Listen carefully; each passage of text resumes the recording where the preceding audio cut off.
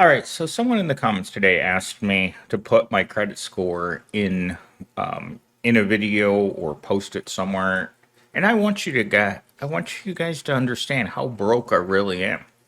That's not the credit score of a healthy American individual who's thriving in this country. That is the credit score of a person that's drowning in debt, doesn't make nearly enough money to survive, and can't really afford to move beyond a crappy piece of junk apartment and drive a piece of crap car. No one's going to give credit to a guy with a score like that. And that's where I've lived my entire life.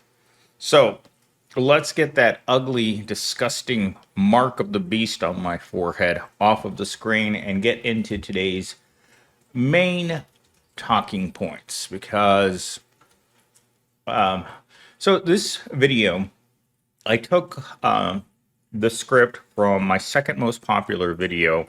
I didn't have any video ideas this afternoon, people. This is what I do when I'm completely burnt out from Pound Town.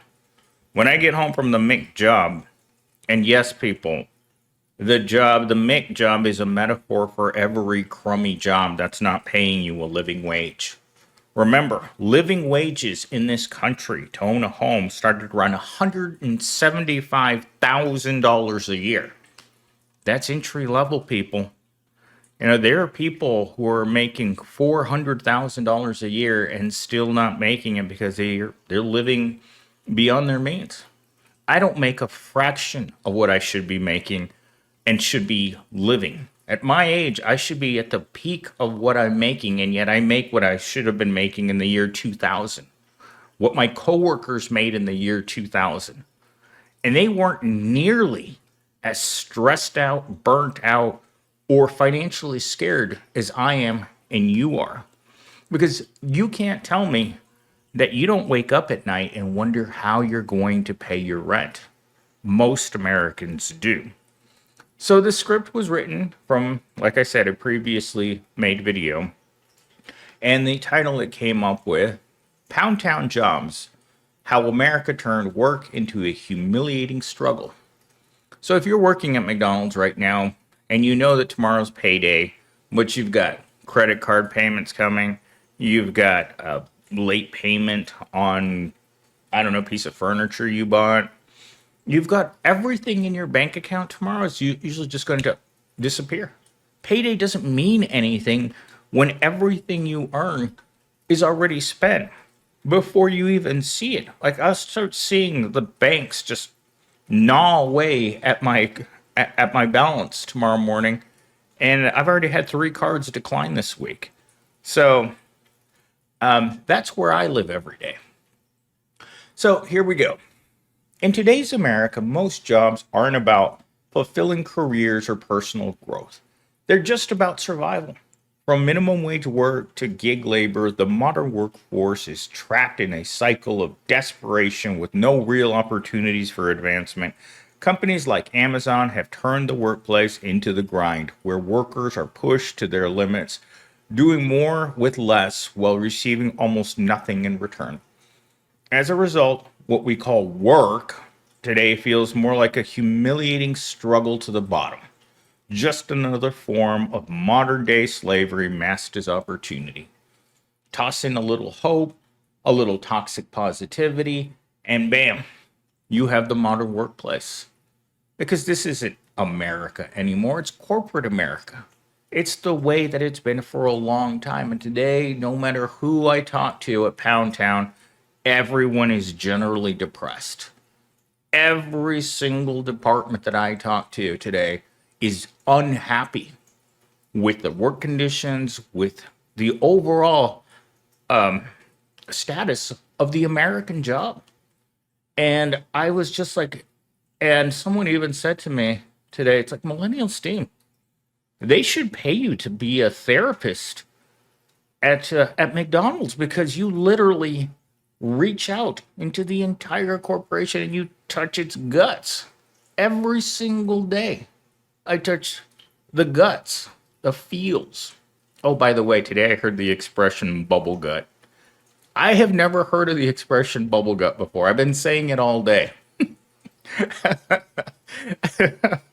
Oh my God. I didn't even know that such a term existed. And when I ask people, it's like, hey, do you know what bubble gut is? And I had one girl ask me, it's like, are you from around here? And I'm like, oh, I didn't realize it was in such common usage. Anyhow, bubble gut. It's better than the Hershey squirts. And believe me, oh my God, did I have the Hershey squirts all day. Every once in a while, a part of my brain will develop nostalgia for what Taco Bell used to be. A delicious treat. It is not a delicious treat. If you want bubble gut, go to Taco Bell because we know all in the future, all jobs are Taco Bell. All right, let's get into talking point number one. Most jobs in America have transformed from career opportunities into survival mechanisms. Workers are now stuck in jobs they don't want just to avoid poverty and keep a roof over their heads, leading to widespread dissatisfaction and emotional burnout. It is not just financial or stress, it is emotional burnout because you know that no matter how many times you go to work, you're never going to get anything out of it. Remember, I've told you guys 100 times the hourly job is the work of the devil himself because it was never designed to get you out of debt, it was designed to bury you in it. You're talking about everything about your life subscriptions, from the air you breathe to the food you put in your pie hole. I went to Taco Bell this morning to save money. I only wanted to spend the couple bucks I had left in my bank account before I get paid tomorrow. For breakfast, I bought what do you call that? One of those mac and cheese that you just add water to. It's probably going to taste like booty, but hey, it's that time of the week, people. You're broke. I'm lucky I could have bought a brick of ramen, but that looked like it was slightly better. And after the day of explosive uh, shenanigans in the bathroom all day, there was a couple of times where I thought I had a power washer attached to my rear end. It was that bad. Anyhow, widespread dissatisfaction. I just told you guys, remember, I don't read these scripts before I say them out loud. Widespread dissatisfaction in every single pro that I interacted with today. And I was just like, how can it be this bad? How can it be this bad? And it is. It is awful out there. And these corporations act like, oh, well, the workers are unhappy? What do you mean they're unhappy? We give them everything they need, just enough to survive. And then you're always looking for ways of screwing them over. Take away their health insurance, give them crappy health insurance, give them premiums that are too high. When you're spending $200 a paycheck for medical insurance that doesn't cover blood work, like, uh, you're getting to the point where your medical insurance is just going to be a pamphlet that's laminated that tells you not to get sick. That's where we're at. But barely putting a roof over your head in this place with the peeling paint and the weird odors. Like, I don't know why this place still smells like paint. In fact, one of my girls that came over this weekend, I was like, does it still smell like that weird smell that was here until I got used to it? And she's like, yeah, it's still here. And we all know that the cockroach is the symbol of poverty in this world. And I tell you what, there's got to be some people around here that got cockroaches. This place is way too old not to have a cockroach stronghold around here. And that in itself, they could use the cockroach as the mascot for all of these apartments down the street because they're all super run down and they're so expensive. But when a cockroach is your mascot, the cockroach is actually the mascot of the McJob because you're a bottom feeder. You can't afford anything beyond this. When you yourself become a cockroach living in your cockroach infested apartment complex, you embody what it is to be poor. Talking point number two. Amazon promotes the idea of do more with less, pushing employees to work harder for minimum rewards. With low wages, minimal benefits, and no job security, the American workforce is trapped in a cycle of exploitation that benefits the very, very few while the many struggle. Remember, privatize the profit, the gains, socialize your losses. You want to make certain that the corporations always get all the money. We saw this during the bug where they gave money to the airlines. And what did the airlines turn around and do? Get rid of their workers. Even though it was supposed to be the Paycheck Protection Program. Many corporations just laughed, gave their executives huge bonuses, and gave the middle finger to Johnny Sixpack and Susie Rottencrotch, which to them at the time it seemed like, wait a minute, why am I losing my job when I had nothing to do with this? Why am I the one who's suffering? Layoffs across America right now are at our 150%. And what does that mean? It means we've reached layoffs in this country that are equal to the time of 5 years ago. We all know what was happening 5 years ago. We can't pretend that we weren't home during that time. We were home, and a lot of us weren't working. And many not by choice, but because they just simply closed. And I remember during that time, like the business owners were saying, oh, what are we going to do if our business has to be closed? You're a business owner. You should have money. You shouldn't be struggling like Johnny Sixpack over there, wondering what he's going to do if he can't work at a restaurant. As a business owner, you have no right to complain. If you're Evil Corp, you have no right to complain. Because if you're too big to fail, what does that say about Susie Rottencrotch, who's waiting behind the Taco Bell right now, hoping that there's a parole man out there who's desperate enough to go check out her wares, right? It's Friday. Johnny Sixpack should be loaded up, 3 sheets to the wind, and he's going to go visit Susie. But guess what? Susie raised her prices. Susie no longer wants the average man. She wants the thing that doesn't want her, right? The guy who can afford Susie's prices right now isn't interested in Susie. And so Susie's stuck in a bind because this is the way that Susie survives. By gaining resources from men who will give her money. But when the men stop giving because they ain't got it, they're going to go home, get on the hub, and shake one out, bros. Shake one out. If you're out there shaking hands with the governor as often as I do, then Susie ain't getting nothing. And so, and I see this every night that I go onto those ill-gotten websites that we won't talk about. But I'll go there just to watch the girls sit there in the room because they've got a menu up on the screen, right? You give them this much money and they do this. But if you're not giving them money, well, guess what? You're going to get blocked or you're not going to get anything because that's how they live. I imagine some of these girls, this is how they pay their rent. Thank God we don't have to watch Johnny Sixpack get on those cameras because once you start having bros that you're watching.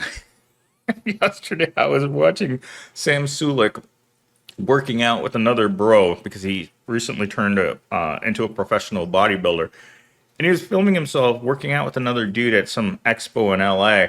And I was like, oh my God, how could anyone watch this? It's like, bro, you got one more set and you push. And it was the strangest, weirdest thing that I have seen. Like 2 big, muscular, steroid-fueled men like trying to motivate each other in the gym. It would be the equivalent of me showing up at McDonald's and telling my coworker, it's like, dude, you're better than this. You can do better. Go harder. Try harder. Lift. Just do it. Whatever motivates you. It's like those motivational posters that we used to have in the 90s where they had that little cat that's holding on and it says, just hang in there. Or they used to have dolphin ones were really big for motivational posters. Even some jobs still have those stupid motivational posters. I think I was at one place where they had a motivational poster over the urinal. And you're like, really? Do you really still have to bother me? And during this most sacred moment of me banishing the toxins from all of the the hooch that I drank last night, and I still have to look at this corporate propaganda while I tinkle? Well, the answer is yes. Final talking point.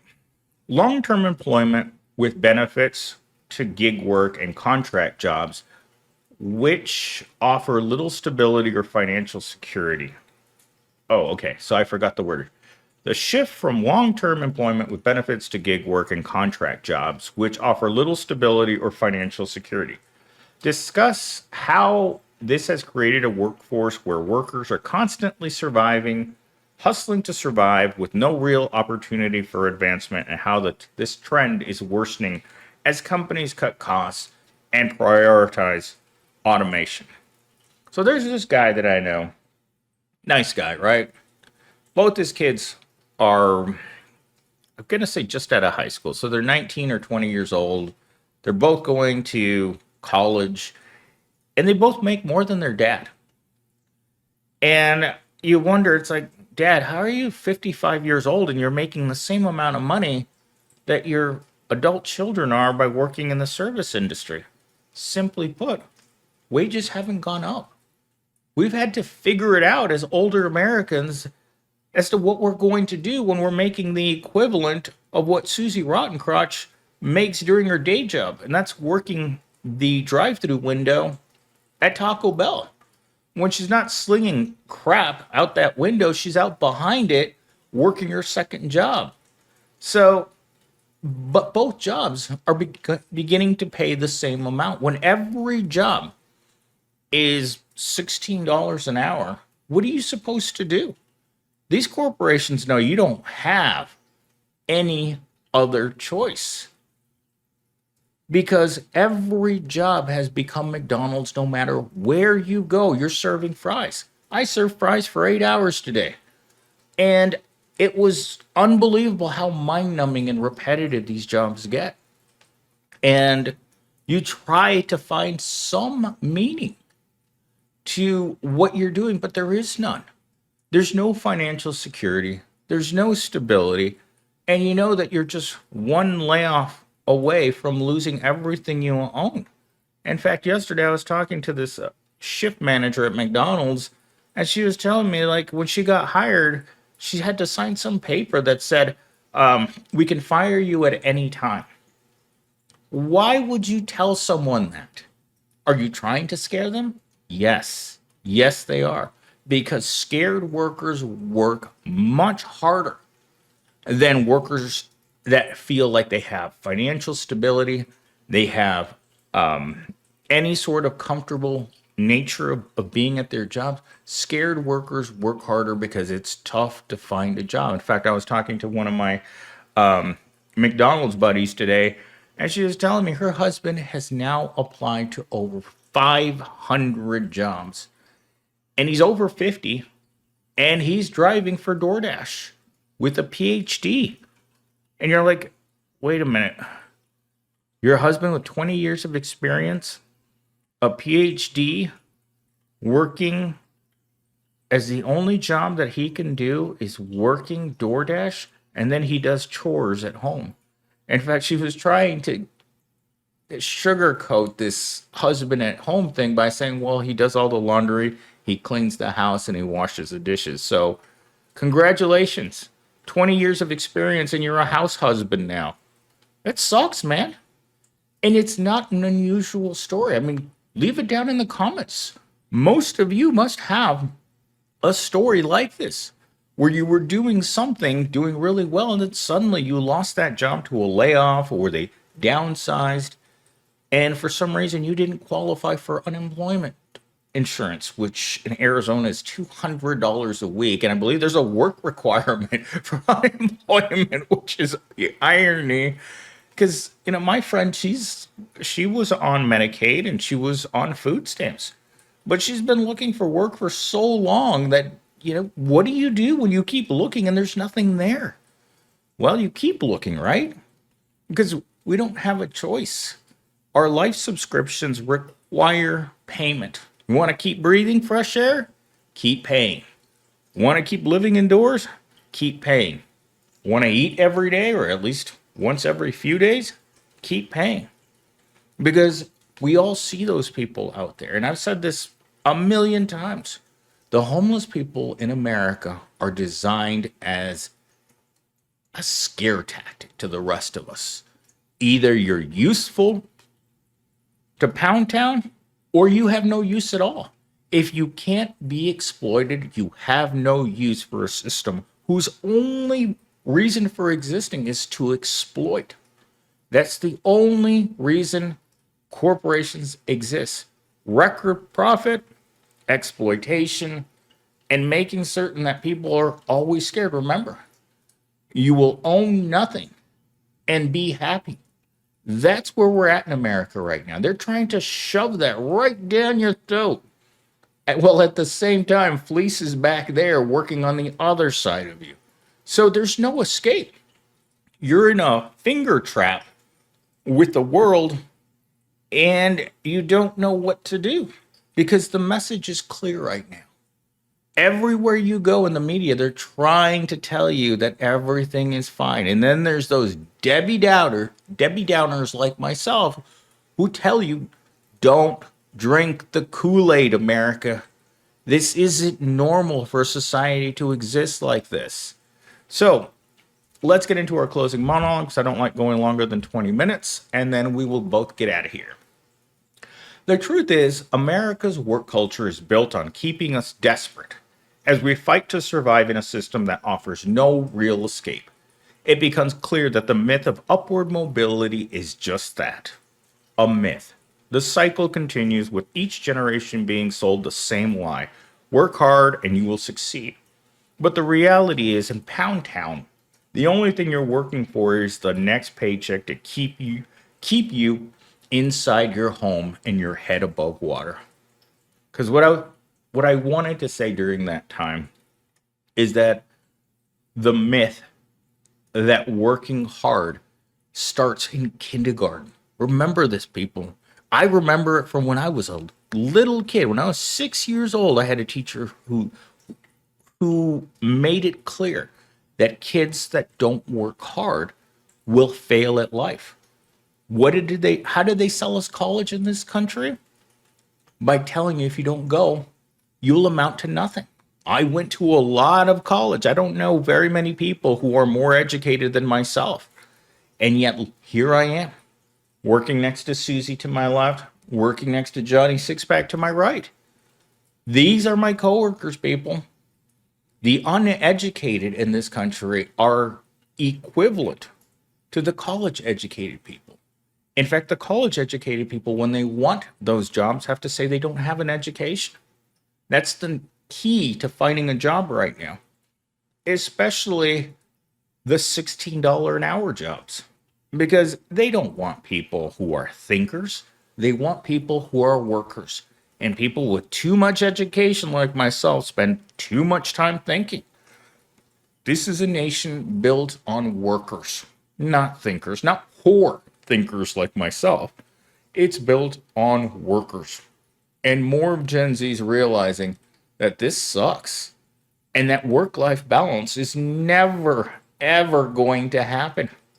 There's too much money in making certain that Susie, $16 an hour Susie, continues to work until she can't work anymore. I literally had these conversations with people where they're like, I can't do this anymore, but I don't have a choice. And that's where I'm going to leave today's video because it ran super long.